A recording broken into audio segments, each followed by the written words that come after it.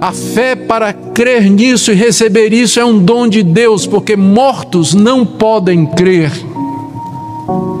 Deus dá a fé como um dom para que você creia, e só poderá crer aquele que receber o dom. E você pergunta, mas então Deus não é injusto? Não, porque Ele não tem que dar esse dom a ninguém. Irmãos, vamos abrir a palavra de Deus na carta de Paulo aos Efésios, capítulo 2. Vamos dar continuidade à nossa série de mensagens nessa importante carta do Novo Testamento. Vamos ler do verso 1 até o verso 10, embora nosso foco hoje à noite seja do verso 4 a 10, pois já fizemos a exposição dos versos de 1 a 3. Ele vos deu vida, estando vós mortos nos vossos delitos e pecados, nos quais andastes outrora, segundo o curso deste mundo, segundo o príncipe da potestade do ar, do espírito que agora atua nos filhos da desobediência, entre os quais também todos nós andamos outrora, segundo as inclinações da nossa carne, fazendo a vontade da carne e dos pensamentos, e éramos por natureza filhos da ira, como também os demais. Mas Deus, sendo rico em misericórdia, por causa do grande amor com que nos amou, e estando nós mortos em nossos delitos, nos deu vida juntamente com Cristo. Pela graça sois salvos. E juntamente com Ele nos ressuscitou e nos fez assentar nos lugares celestiais em Cristo Jesus, para mostrar nos séculos vindouros a suprema riqueza da sua graça em bondade para conosco em Cristo Jesus. Porque pela graça sois salvos, mediante a fé. E isto não vem de vós, é dom de Deus, não de obras, para que ninguém se glorie. Pois somos feitura dele, criados em Cristo Jesus para boas obras, as quais Deus de antemão preparou para que andássemos nelas. Amém. Até aqui a leitura da palavra de Deus. Vamos orar mais uma vez. Senhor, nós pedimos que Teu bendito Espírito Santo ilumine o nosso entendimento na compreensão da Tua revelação. Nos ajuda a entender, ó Deus, a profundidade do Teu amor, a grandeza da Tua graça e, acima de tudo, a Tua glória como alvo da nossa vida e de tudo que o Senhor faz nesse mundo. Pedimos que o Senhor fale ao coração de cada pessoa aqui, nessa noite. Em nome de Jesus. Amém. Meus irmãos, o apóstolo Paulo escreveu essa carta com o objetivo de expor o grandioso plano de Deus na salvação de pecadores. Ele fez isso motivado pela notícia que tinha recebido de que a igreja de Éfeso, que tinha sido fundada por ele, e outras igrejas próximas, tinham tomado conhecimento de que ele estava preso. E ele estava preso em Roma. E os cristãos estavam meio que perplexos como é que o maior pregador do Evangelho e da graça de Deus tinha acabado numa prisão em Roma, quando ainda havia o mundo inteiro para ser evangelizado. E estavam desanimados na fé, estavam meio que sem entender qual era o plano de Deus com isso. Essas notícias chegam até o apóstolo Paulo, lá em Roma, onde ele está preso, e ele resolve escrever uma carta para estes irmãos da igreja de Éfeso e também para outras igrejas. Nós temos indícios de que essa carta, ela, embora endereçada aos Efésios, ela tinha como objetivo ser uma carta circular. Era para ser lida nas igrejas daquela região. Eu estou me referindo ao fato de que alguns manuscritos antigos não têm a expressão que vivem em Éfeso, do verso 1 do capítulo 1, aparece em branco, como se fosse para preencher aos irmãos que vivem em Colossos, aos irmãos que vivem em qualquer outra cidade daquela região. E também o fato de que, fora contra o costume de Paulo, essa carta não tem nenhuma recomendação pessoal no final. Todas as outras cartas terminam dizendo saúda fulano, saúda cicrano. Essa não. Provavelmente porque era uma carta que era para ser lida não só na igreja de Éfeso, mas na região daquela cidade e outras cidades próximas. O alvo de Paulo era confortar aqueles irmãos e dizer para eles que a prisão dele em Roma, na verdade, fazia parte do plano que Deus havia concebido desde a eternidade, de trazer para si um povo de entre a raça decaída, a raça humana decaída, um povo que seria para o louvor da sua glória.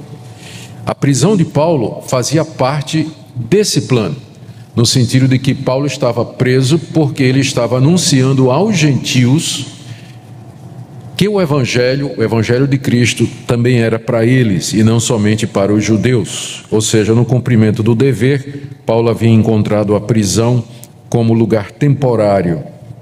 Depois ele sairia daquela prisão, ainda pregaria o evangelho alguns anos, depois voltaria a ser preso e morreria no ano 66, lá em Roma. Aqui no capítulo 1, Paulo fala a respeito desse plano glorioso. Deus Pai planejou a igreja, verso 3 a verso 6. O Filho, Deus Filho, se deu por ela, verso 6 até o verso 12. E Deus Espírito Santo chama e aplica essas verdades a todo aquele que crê, sendo Ele o penhor da nossa herança e também o selo dessa promessa, versos 13 e 14, e tudo isso para o louvor da glória de Deus. Depois Paulo ora pelos crentes para que eles compreendam isso, verso 15 até o verso 23, é uma oração na qual ele faz menção do grande poder de Deus que ressuscitou a Cristo dentre os mortos, como sendo aquele mesmo poder que opera nos crentes. E termina essa oração no verso 23 dizendo que Cristo é a cabeça da igreja, que é o seu corpo, a plenitude daquele que a tudo enche em todas as coisas. Eu havia sugerido aos irmãos de que essa oração, que vai do verso 15 até o verso 23, é uma espécie de parênteses, e que o capítulo 2, verso 1 é a continuação, na verdade, do verso 14, capítulo 1, verso 14. Paulo, no verso 14, ele termina a descrição da ação de Deus na salvação, dizendo que o Espírito é o penhor da nossa herança até o resgate da sua propriedade em louvor da sua glória. E aí ele continua descrevendo esse processo de salvação, esse plano da salvação, no capítulo 2. Ele vos deu vida, estando vós mortos nos vossos delitos e pecados, e assim por diante. Nós vimos na mensagem anterior que nesses 3 versículos iniciais do capítulo 2, Paulo faz uma exposição da situação em que nós nos encontrávamos quando Deus nos achou com a sua graça e a sua misericórdia. Paulo diz que nós estávamos mortos nos nossos delitos e pecados, verso 1, que nós éramos escravos do mundo, de Satanás e da carne, versos 2 e 3, e que nós éramos por natureza filhos da ira, como também os demais, final do verso 3. Ou seja, ele descreve a humanidade como estando numa situação da mais completa perdição, não somente culpados, debaixo da ira de Deus, mas completamente impotentes para resolver a sua situação. E aqui que no verso 4 ele entra com estas palavras que sinalizam uma mudança na situação, fazendo com que estas palavras, mas Deus, sejam a frasezinha ou a expressão mais importante de toda essa passagem aí. A situação era essa: mortos, escravos, condenados debaixo da ira de Deus. Mas Deus, e aí introduz uma mudança.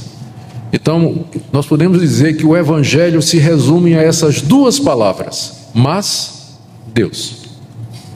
Éramos pecadores, miseráveis, perdidos, sem esperança nenhuma, mas Deus. Deus fez alguma coisa. Esse é o Evangelho. Esse é o Evangelho que Paulo começa a anunciar aqui a partir do verso 4. Ele diz que Deus fez alguma coisa. Ele vai dizer que Deus nos deu vida juntamente com Cristo. Mas Deus fez isso com base em duas coisas. A causa, por que é que Deus fez isso? Se nós merecíamos a morte, se nós merecíamos a sua condenação, se não tínhamos direito a absolutamente nada, porque Deus nos salva. Primeira causa que Paulo apresenta aí, está no verso 4. Mas Deus, sendo rico em misericórdia. Misericórdia faz parte dos atributos de Deus, é isso que Ele é. Ele é um Deus misericordioso, é um Deus que trata com compaixão e não trata como merecem condenados como vocês e como eu.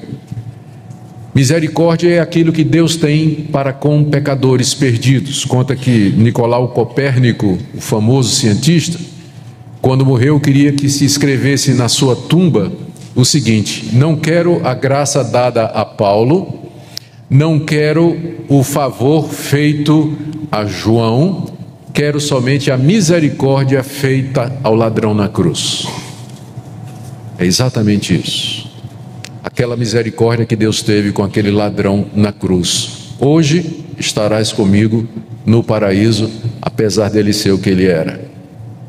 Então, essa é a primeira causa pela qual Deus fez alguma coisa, a misericórdia dele. Ele não nos trata conforme nós merecemos, ele não nos dá aquilo que nós merecemos pelos nossos atos. Mas agora tem uma causa especial, essa é a causa geral, mas tem uma causa especial no verso 4, que Paulo acrescenta: por causa do grande amor com que nos amou. Esse amor aqui não é o amor geral de Deus para com a humanidade, tipo, Deus amou o mundo de tal maneira. Como Criador, Deus ama a sua criação, e é verdadeiro afirmar que Ele ama cada pessoa desse planeta, porque Ele é o autor da criação. Mas há um amor que é descrito aqui como sendo grande amor, que é o amor salvador de Deus, e que Ele tem apenas por aqueles que Ele amou desde a fundação do mundo com amor salvador. Em teologia a gente faz essa distinção entre graça comum, ou seja, o favor de Deus para com todas as pessoas. Deus faz até mesmo para com aqueles que não acreditam neles. Deus faz gente bonita, famosa, rica, saudável, alegre, divertida, criativa. Deus abençoa a humanidade indistintamente, com dons, riquezas, favores e bênçãos. Isso é o que nós chamamos de graça comum. Mas a graça especial, que é a salvação, o perdão de pecados, é somente para aqueles que Ele quis desde a fundação do mundo, não é dado a todos. É a mesma coisa o amor de Deus. Você vai encontrar passagens na Bíblia que Deus amou o mundo, e é verdade. Deus ama pecadores, é verdade. Mas a Bíblia também fala aqui, como aqui, por exemplo, do grande amor com que Ele nos amou. Paulo está falando do ponto de vista do cristão salvo. Ele me amou com um grande amor, é distinto daquele amor geral para com a humanidade. Então você vai encontrar passagens que vão dizer que Deus amou todos, é verdade, mas isso não quer dizer que Ele vai salvar todos, porque o amor salvador, o amor eletivo, a misericórdia que salva, ela é dada somente para os eleitos, antes da fundação do mundo. Então a causa geral primeiro é a sua misericórdia. Então Deus, porque Ele é o que Ele é, Ele nem sempre retribui aos pecadores do jeito que os pecadores merecem. Isso se chama misericórdia. Mas o que faz com que Ele salve alguns pecadores da condenação que eles merecem é esse grande amor, esse amor especial que Ele tem por alguns desses pecadores. Deus, sendo rico em misericórdia, por causa do grande amor com que nos amou. E Paulo acrescenta uma frase para destacar esse amor e para dizer que realmente é imerecido. E estando nós mortos em nossos delitos, ele acrescenta essa frase aqui, que ele já disse no verso 1, que nós estávamos mortos em nossos delitos e pecados, para deixar claro que a base da misericórdia de Deus e do grande amor com que Ele nos amou, não foi nada em nós. Deus não nos amou porque nós merecemos. Geralmente é assim na humanidade. A gente se sente atraído por alguém, a gente gosta de alguém por causa das qualidades que aquela pessoa tem. A pessoa é bonita, é agradável, fala bem, ela é criativa, ela é inteligente, ou enfim, né? O nosso amor geralmente nasce ou brota em reação a alguma virtude ou alguma qualidade que tem nas outras pessoas. Mas Paulo está dizendo aqui que esse amor salvador de Deus, ele não nasceu de nada, ele não é resultado de nada que Deus viu em nós que valesse a pena, porque nós estávamos mortos em nossos delitos e ofensas. Delito é a quebra da lei de Deus, é afronta ao próprio Deus, éramos inimigos, e mesmo assim Deus nos amou. Ele teve misericórdia, por causa da sua grande misericórdia e do seu grande amor, mesmo que nós o tenhamos ofendido com nossas ofensas, com nossos delitos e pecados, para não deixar a menor dúvida de que não foi porque Deus viu quem ia aceitar. Aqui está deixado de fora a teoria da presciência, né? Não, Deus viu quem ia aceitar. Como assim? Morto não aceita nada. Não foi porque ele viu.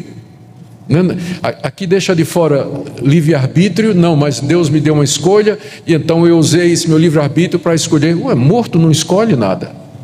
Morto não tem livre-arbítrio. A origem toda é o amor de Deus, a misericórdia de Deus, a compaixão de Deus para conosco, estando nós mortos em nossos delitos. O que é que Deus fez? E o que vem em seguida vai confirmar tudo o que ele disse até agora. Paulo diz que Deus fez 3 coisas aqui. São 3 verbos e todos eles estão escritos no mesmo tempo verbal, no mesmo modo na língua grega. Primeiro, nos deu vida, está aí no verso 5. No verso 6, nos ressuscitou. E ainda no verso 6, e nos fez assentar nos lugares celestiais. Talvez o apóstolo Paulo tenha, eu não sei se ele fez intencionalmente, mas parece que essas 3 coisas aqui são uma reversão daquela situação tripla que ele descreveu no início do capítulo. Vocês lembram? O que é que nós éramos? Mortos, verso 1. Escravos do mundo, de Satanás e da carne, e filhos da ira. Agora parece que Paulo está descrevendo uma reversão dessa situação. Nós éramos mortos, mas Deus nos deu vida. Nós éramos escravos, aprisionados, mas agora Deus nos ressuscitou. Nós éramos filhos da ira, mas agora nós estamos assentados à direita de Deus, portanto somos seus filhos. Em Cristo, Deus reverteu toda aquela situação, quando nós estávamos ainda mortos, por causa do grande amor com que nos amou. Quando nós estávamos mortos, Deus nos deu vida. Eu não sei como é possível imaginar que nós tivemos alguma participação nisso aqui. Morto, ele não se dá vida, ele não escolhe a vida, ele recebe vida. A nossa situação era de morte espiritual. Deus nos deu vida. A nossa situação era de escravos. Deus nos ressuscita, quebrando os grilhões da prisão. A nossa situação era de filhos da ira, debaixo da ira e da condenação de Deus. Deus nos faz assentar à sua direita, que era o local reservado para o príncipe, ao lado direito do rei. Era onde se sentava o filho do rei. Deus nos fez assentar ali em Cristo Jesus, revertendo completamente essa situação. Paulo diz o tempo todo aqui que ele fez isso em Cristo. Veja, no verso 5, nos deu vida juntamente com Cristo. Verso 6, e juntamente com Cristo nos ressuscitou. E ainda verso 6, e nos fez assentar nos lugares celestiais em Cristo Jesus. Ou seja, essa intervenção de Deus, mas Deus, sendo rico em misericórdia, por causa do grande amor com que nos amou, estando nós mortos, Ele nos deu vida, nos ressuscitou, nos fez assentar à sua direita. Ele fez tudo isso em Cristo Jesus, mediante Cristo Jesus. E aqui nós estamos diante do que os teólogos chamam da união mística do crente com Cristo. A mística não no sentido que é usado hoje pejorativamente, né? Algo místico assim, não, mas espiritual. A união espiritual do crente com Cristo. É mediante essa união espiritual com Cristo, invisível e às vezes, aliás, não sentida, não é? Ela não produz nenhuma emoção em nós, porque é um estado em que Deus nos coloca. É dessa união nossa com Cristo que vem todas estas coisas: vida, ressurreição e exaltação. Você me pergunta quando é que isso aconteceu? Isso aconteceu primeiro lá na eternidade. Lá na eternidade, quando Deus Pai, Deus Filho e Espírito Santo, Trindade bendita, concebeu esse plano. O Pai escolheu aqueles que Ele quis e os deu ao Filho. Na eternidade isso foi feito. Cristo veio ao mundo para executar a base, para que isso se tornasse historicamente factível e realizável. O Filho veio, morreu, ressuscitou e sentou à direita do Pai. E acontece hoje, aqui e agora, quando qualquer um de nós que ainda não passou por isso se arrepende dos seus pecados e crê em Jesus Cristo.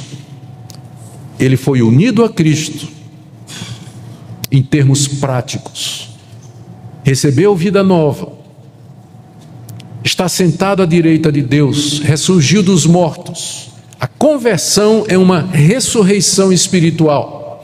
E não pensemos que acabou aqui, porque isso tudo é a base da ressurreição no dia do juízo. No último dia haverá a ressurreição dos mortos, e estes que já estão unidos a Cristo, eles haverão de ressuscitar para a vida eterna e para o novo céu e nova terra onde habita a justiça. São tantas coisas que essa passagem nos ensina, mas eu quero destacar apenas essa. Nós estávamos mortos em nossas ofensas, delitos e pecados, mas Deus nos deu vida lá na eternidade, conseguida ou procurada e executada por Cristo no tempo e no espaço, há 2000 anos atrás, e aplicada a mim e a você, quando você se arrependeu dos seus pecados e creu, e consumada na vinda de Cristo, quando haverá a ressurreição dos mortos. Esse é o plano de Deus. É por isso que Paulo já antecipa o que ele vai dizer no verso 5 aqui, final do verso 5: pela graça sois salvos. Não pode haver, portanto, nenhuma outra conclusão. A salvação é pela graça. É pela graça de Deus. Ele está dizendo isso o tempo todo. Primeiro ele começou dizendo: olha o que é que nós éramos, mortos, escravos e inimigos de Deus. E olha quem Deus é, rico em misericórdia. Ele tem um grande amor para conosco quando nós estávamos mortos. Olha o que Ele fez, Ele deu vida quando vocês estavam mortos. Qual é a única conclusão que se pode chegar? Que a salvação é pela graça. Não é de mérito, não é de favor, não é de merecimento, não. Só pela graça de Deus. Por que Deus fez tudo isso? É a grande pergunta. A gente pode entender que Ele tem um grande amor, a gente pode entender que Ele é um Deus de misericórdia, mas sendo Deus quem Ele é, por que Ele faz isso? A resposta está no verso 7. Para mostrar nos séculos vindouros a suprema riqueza da sua graça em bondade para conosco em Cristo Jesus. A gente poderia até pensar numa certa altura que Deus fez isso porque nos amou. Não há dúvida, Paulo está dizendo isso. Ele disse isso no verso 4, por causa do grande amor com que nos amou. Mas aqui no verso 7 ele introduz uma finalidade maior, que vai além do amor de Deus por nós, que é a sua própria glória. Deus faz todas as coisas com um fim último em mente, que é a sua própria glória. Deus nos ama, é verdade, mas tem uma coisa que Ele ama mais do que a nós: a sua própria glória. Ao dizer isso, eu sei que muita gente vai estar pensando, mas esse é um Deus bastante egocêntrico, né? Um Deus egoísta que vive procurando a glória dele. Mas se não fosse assim, ele não seria Deus. Porque veja só, se eu procuro a minha glória, ou seja, eu faço tudo para eu mostrar que eu sou o melhor, ou chamar atenção para mim, isso é pecaminoso porque eu faço parte de uma raça de 6 bilhões de pessoas. E com certeza tem gente muito melhor do que eu em qualquer aspecto em que eu penso que eu sou bom. Então, ou é ignorância de mim mesmo, não é? Ou é muita presunção. Então, buscar a glória, a própria glória, é no mínimo idiotice da parte de um ser humano. Mas imagine um ser que não tem rival. Só existe um como ele. Não há ninguém que possa se comparar a ele, que ele existe desde toda a eternidade e que ele é o Criador de todas as coisas, que ele é perfeito em todos os seus atributos. Ele não pode fazer nada que não seja para a sua própria glória, senão ele não seria Deus. Essa é a resposta que nós damos quando as pessoas perguntam: mas Deus não sabia que Adão ia cair lá no paraíso? Por que ele criou a humanidade? Para a sua própria glória. Mas por que ele permitiu que o pecado entrasse no mundo? Para a sua própria glória. Mas por que ele permite essas tragédias, essa miséria no mundo? A Bíblia só tem uma resposta: para a sua própria glória. Às vezes nós não entendemos como é que Deus vai levar a glória em certas situações, mas isso é diferente de dizer que ele é injusto. Você pode dizer: eu não entendo como é que no final Deus vai receber glória numa situação de uma menininha sendo estuprada pelo seu pai. Eu às vezes também não sei. Mas eu sei que ele é justo, que ele é verdadeiro e que ele é bom. E que no fim ele vai receber a glória, até mesmo da miséria humana. E é assim que ele age, e é por isso que ele faz o que ele faz. Como ele diz aqui, que ele fez tudo isso para mostrar nos séculos vindouros, nas gerações seguintes e na eternidade afora, a suprema riqueza da sua graça. Deus quer mostrar para as próximas gerações e por toda a eternidade quão rica é a sua graça em perdoar pecadores como vocês e como eu. E é por isso que todo esse enredo aconteceu desde o dia em que ele criou o homem e o colocou no paraíso e o submeteu a um teste. Todo esse enredo tinha como alvo final isso aqui: mostrar como ele é bom e gracioso num universo que está para vir, onde o pecado não será mais possível. É nisso que está toda a beleza para mim desse trama. Porque as pessoas às vezes pensam que o novo céu e a nova terra, não é, que está para chegar, vai ser mais ou menos a restauração do paraíso. E claro que não. O paraíso não seria um retrocesso, não é? A gente voltar para o paraíso. Sabe por quê? No paraíso não tinha pecado, mas podia ter. Adão podia pecar. O pecado sempre era uma possibilidade. Mas no reino que está para vir, não haverá mais essa possibilidade, porque o pecado já foi derrotado.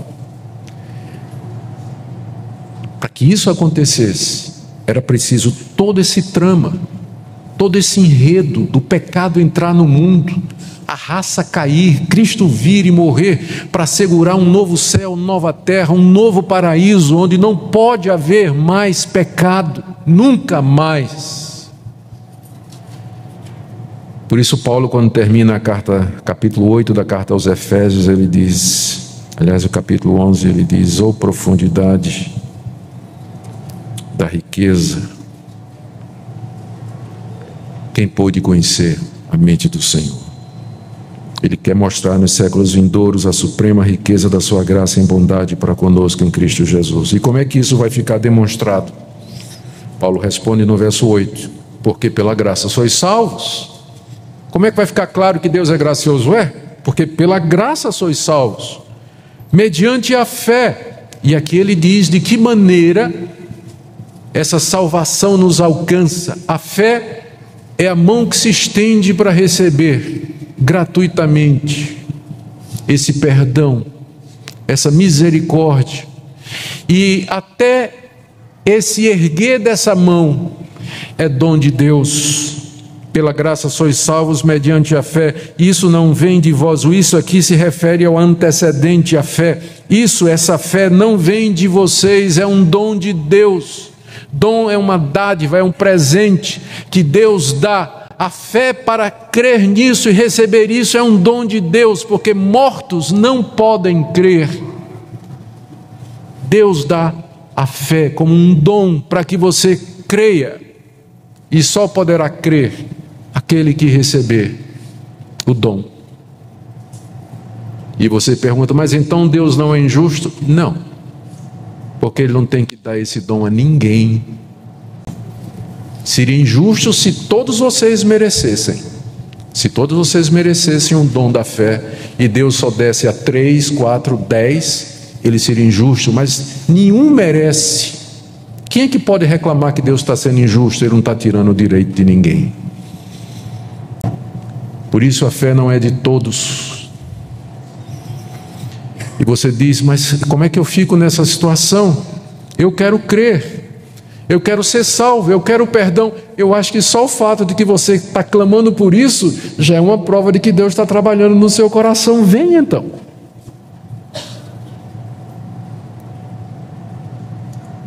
Porque muita gente não quer nem saber disso, não está nem interessada nisso.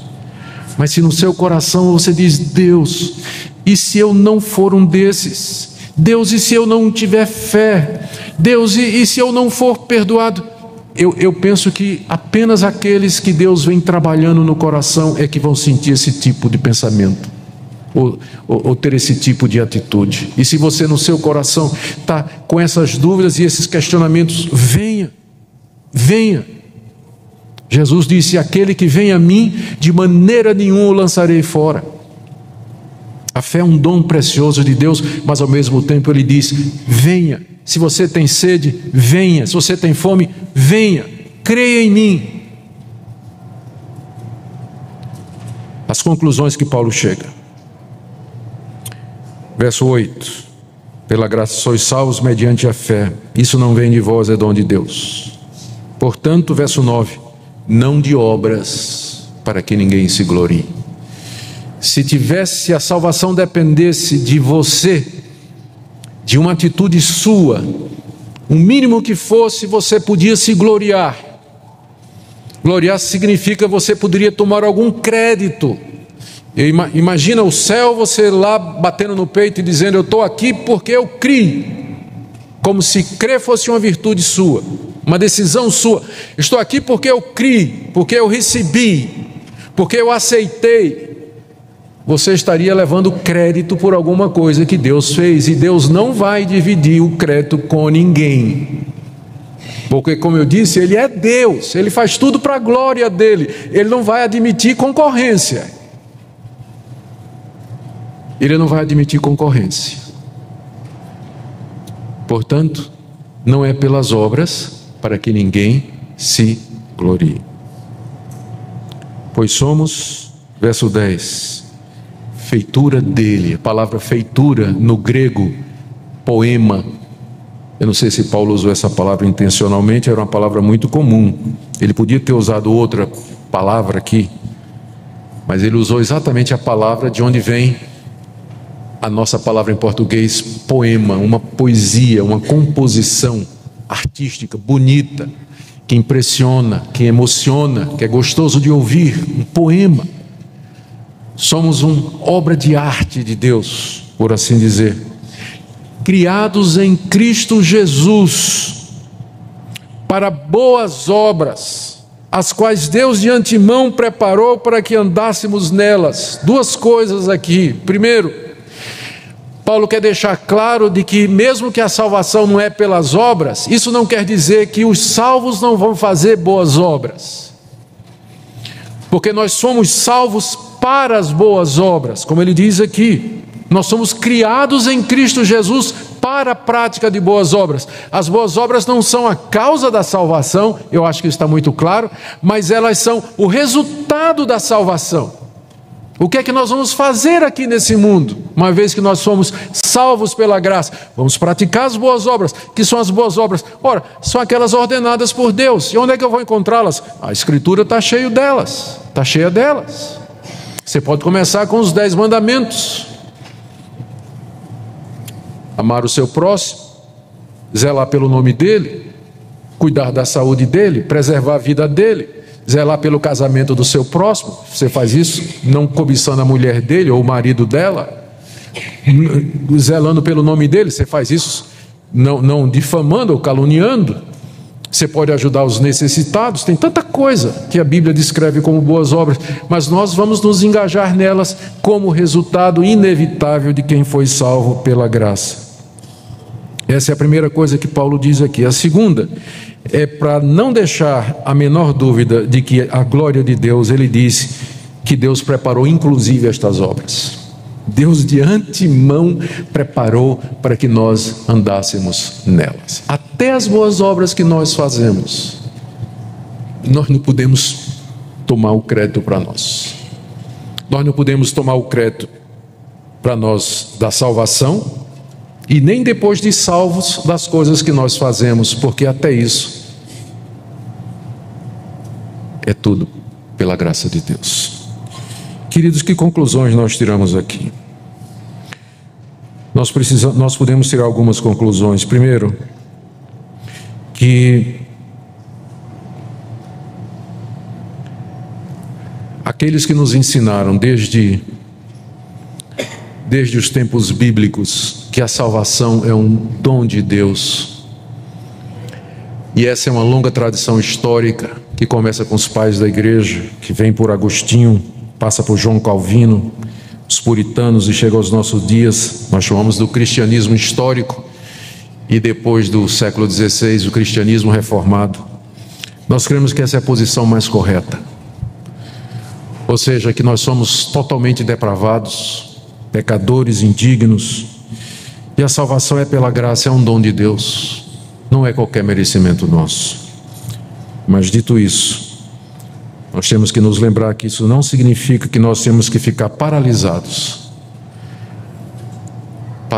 uma vez que somos salvos, mas servir a esse Deus pela prática das boas obras. Baixe nossos conteúdos gratuitamente. Acesse o canal pelo link na descrição.